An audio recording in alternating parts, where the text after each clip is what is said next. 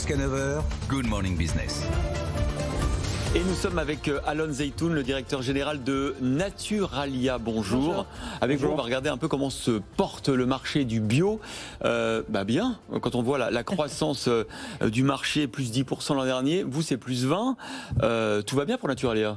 Alors tout va très bien pour Naturalia. Effectivement, on engage un certain nombre de chantiers, à la fois nous et l'ensemble de la bio spécialisée sur les dernières années. Et on connaît du coup la croissance que vous avez évoquée. Bon, comment vous faites pour faire mieux? Il y a beaucoup de croissance externe, vous rachetez des magasins. Vous êtes aujourd'hui le numéro 2 du marché, derrière Biocop. Comment on rattrape celui qui est devant? Alors, il n'y a pas que de la croissance externe. La croissance externe, effectivement, est un des grands leviers de la croissance, avec un peu tous les leviers de la croissance, à la fois de la création ex nihilo de magasins intégrés ou franchisés, du ralliement de franchisés. Il y a des franchisés qui ne sont pas contents dans leur réseau actuel et qui viennent chez nous. Ah oui. Et puis effectivement du rachat, mais ce n'est pas la portion la plus importante de notre croissance externe. Donc ça, effectivement, c'est le non comparable. Ouais. Et après, sur le cœur du business... Les consommateurs, quoi. Les consommateurs, on les fait venir aussi plus chez nous parce qu'on améliore notre offre.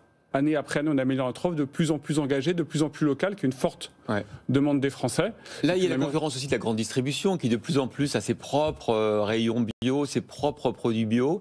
Comment on gère cette arrivée en force de la grande distribution? Elle l'a toujours eu. C'est-à-dire que cette concurrence avec la grande distribution a toujours existé.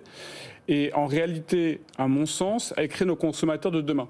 Parce que le cycle classique d'un consommateur, c'est comment il consomme conventionnel, il commence à consommer bio en grande distribution et après il vient chez nous.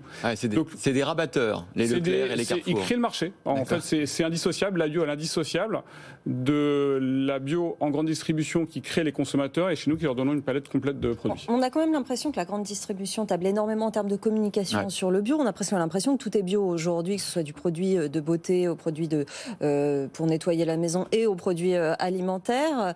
Et donc que du coup les prix sont tirés vers le bas. Ça vous pose pas un problème? Alors, moi, je vous dis, la création, il crée du marché. C'est-à-dire qu'en fait, il crée ce postulat, ce besoin chez les consommateurs d'être dans l'achat de produits de consommation qui est bon pour eux et pour la planète. Donc moi, je considère qu'il crée un marché. Est-ce que, d'ailleurs, dans ce marché qui croît, il y a de la concurrence plus forte? Oui, mais le marché croît.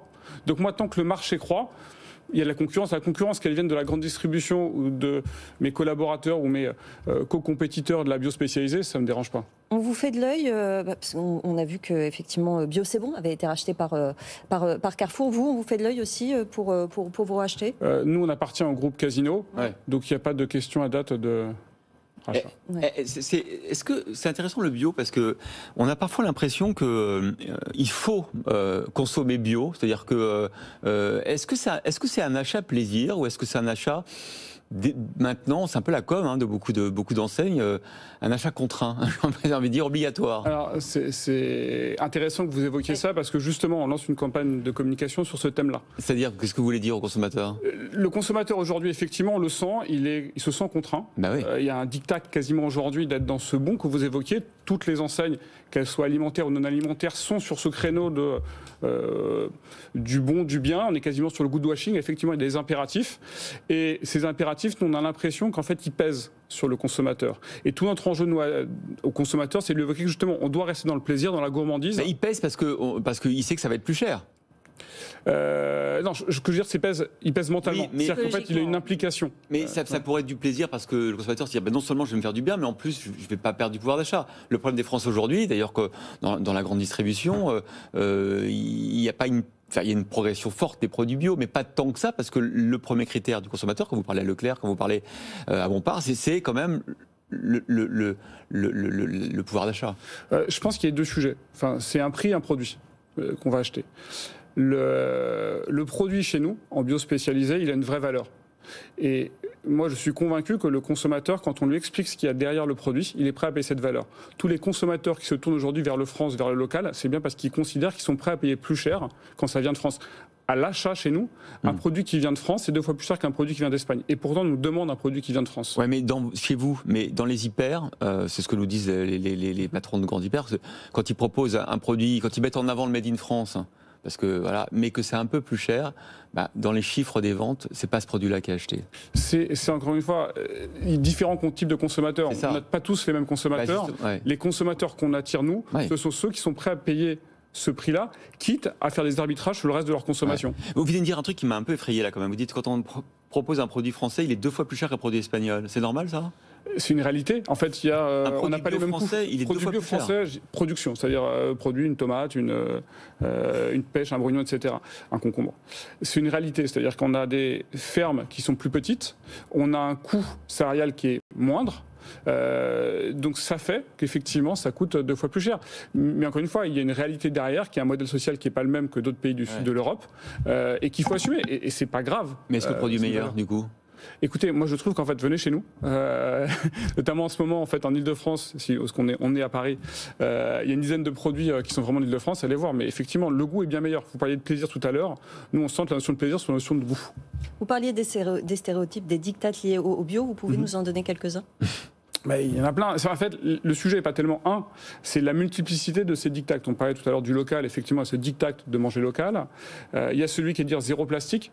Donc maintenant, en fait, on a cette demande de jamais de plastique. Parfois, c'est pas possible parce que le produit se dessèche, donc c'est pas possible de pas avoir de plastique. Il y a le diktat du zéro.